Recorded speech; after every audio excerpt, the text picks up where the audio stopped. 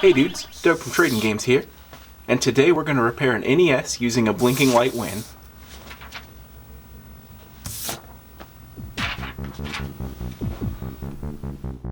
The Blinking Light Win by Arcadeworks was successfully crowdfunded on Kickstarter and is the new standard for fixing a Nintendo at Trading Games, and I absolutely love this thing. We used to use a replacement 72-pin connector, however over time the quality became kinda junky, so this thing's just essentially trash now. Alright, let's get started. The first thing you're gonna need, of course, is your Nintendo. You'll need a Phillips head screwdriver, and of course your repair parts.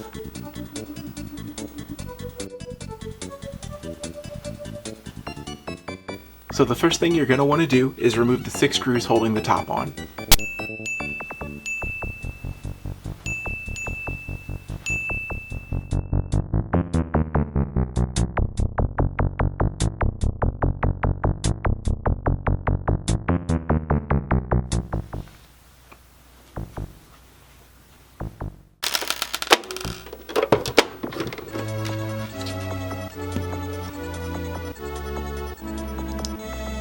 And then you just need to remove the top.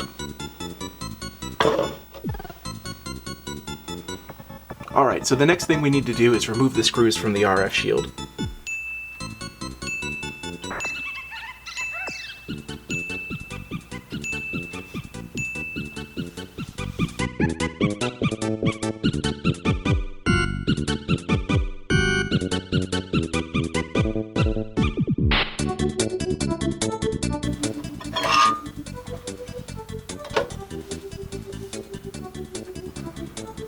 Alright, so the next part's a little weird. There's 2 screws, one here and one here.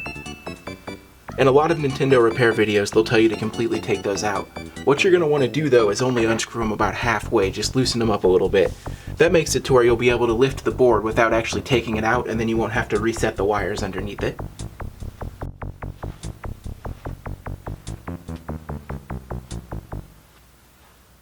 The next step is to take out the 6 screws holding in the tray. This part is the only part that has the 2 that are different. These guys right here, the silver ones, they're going to be a little bit longer, and definitely remember where those are at because it's important.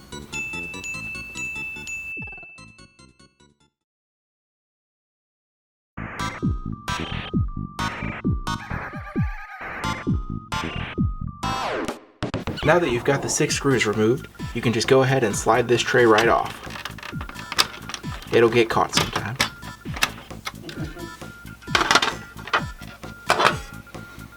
Once you've got that taken off, this part's a little bit difficult, but you just have to muscle it out.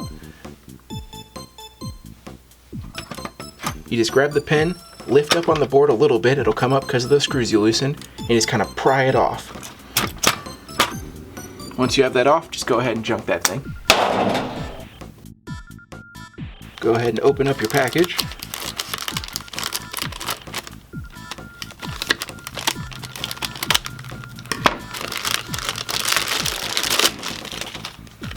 Comes with instructions, but you won't need those.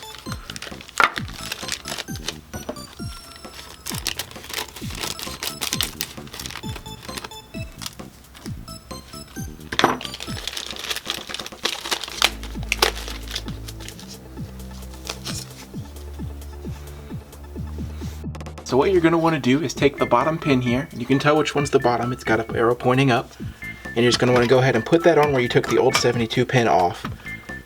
This is actually pretty hard, a little harder than it was to take the old one off. Once you get that on there, all you have to do is take this tray and slide it right over the top here, and this actually acts as a brace. It locks in against that, acting as a brace. We just have to screw it back together.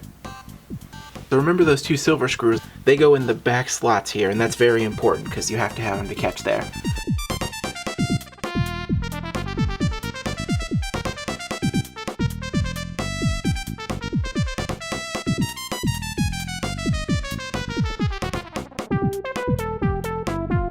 After that, you just go ahead and put the RF shield back on.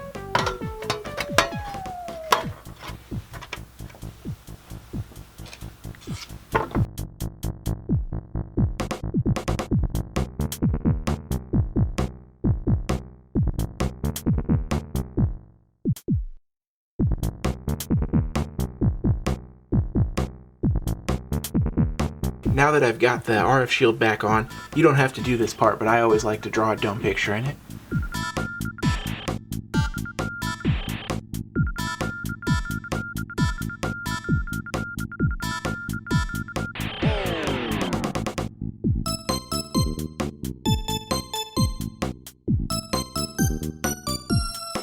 You're going to want to go ahead and tighten up those 2 screws on the sides. That way your board can't flop around in there.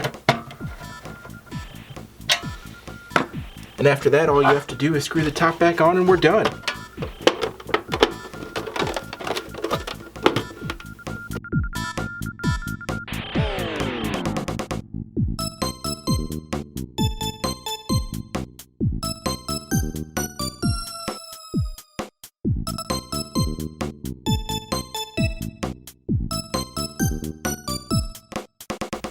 Alright, so now that we've got it put back together, let's go ahead and play some Nintendo.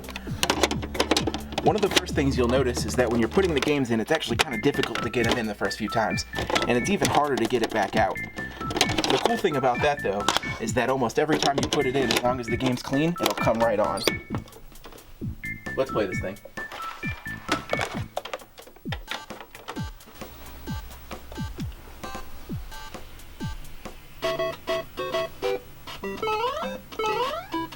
And thanks for watching, dudes. Like and subscribe or whatever.